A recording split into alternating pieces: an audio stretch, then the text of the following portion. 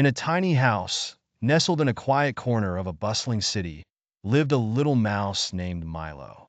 Milo wasn't like the other mice in the house who were happy to nibble on cheese crumbs and stay in their cozy little hideaways. No, Milo had a big dream. Every night, he would gaze out of a small crack in the wall and look at the moonlit world outside, his whiskers twitching with excitement.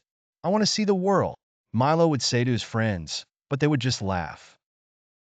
"The world is too big for a little mouse like you," they said. "You'll get lost, or worse, chased by cats." But Milo didn't care. He knew deep inside that there was so much more out there, adventures waiting to happen, and friends he hadn't met yet. One day, Milo decided he wasn't going to wait any longer. He packed a tiny sack of crumbs, tied it to a stick, and set out on his grand adventure. Milo's first stop. The busy city Milo's first stop was the city beyond the house, where the streets buzzed with people, cars, and tall buildings that stretched toward the sky. The noises were loud, and everything was big, bigger than anything Milo had ever seen. At first, Milo felt small and nervous. Maybe the others were right, he whispered to himself. But just as he was about to turn back, a kind voice spoke up. "Are you lost, little friend?" Milo looked up and saw a pigeon perched on a nearby bench. Her name was Penny, and she had traveled all over the city. "Don't be scared," she cooed. "The city may be big, but there's always someone who can help you find your way."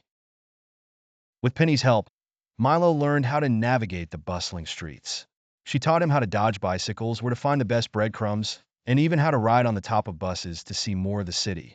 "Thank you, Penny," Milo said one day.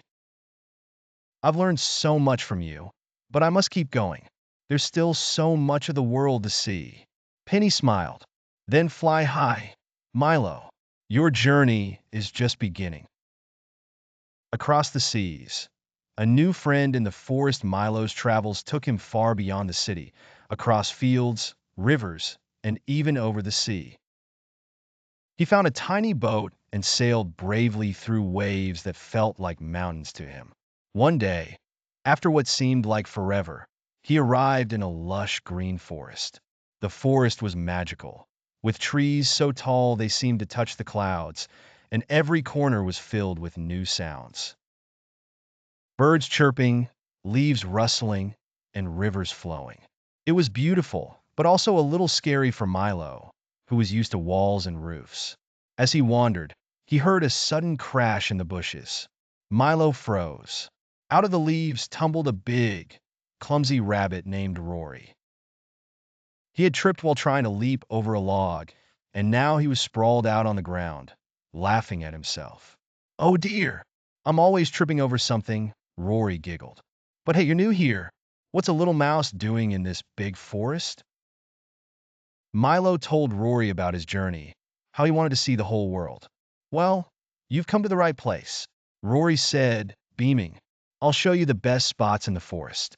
We'll climb trees, chase butterflies, and I'll introduce you to all the other animals."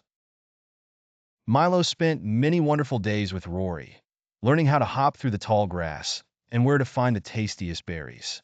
Rory was full of energy and always ready for fun, and soon, the forest felt like home to Milo. But one day, as they sat by a sparkling stream, Milo sighed. "What's wrong?" Rory asked. "I love it here, but there's still so much more of the world I want to see." Rory smiled.